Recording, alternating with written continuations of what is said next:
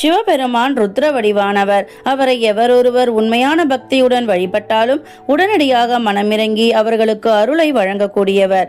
அதிலும் சிவனுக்குரிய பிரதோஷம், சிவராத்திரி போன்ற நாட்களில் விரதமிருந்து வழிபடுபவர்களின் அனைத்து பாவங்கள், துன்பங்களும் நீங்கி அவர்களின் விருப்பங்கள் அனைத்தும் நிறைவேறும். தொடர்ந்து 12 ஆண்டுகள் பிரதோஷ விரதமிருந்து சிவனை வழிபடுவோருக்கு சிவலோக பதவி கிடைக்கும் என்பது ஐதீகம். சிவபெருமானுக்கு 8 விரதங்கள் மிக முக்கியமானவை. அவற்றுள் பிரதோஷமும் சிவராத்திரியும் மிக முக்கியமானவை.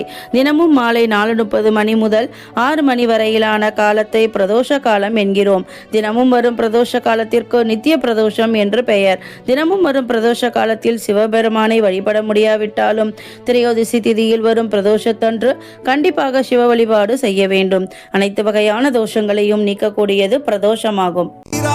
பெருந்துரை நம் தேவனடி போற்றி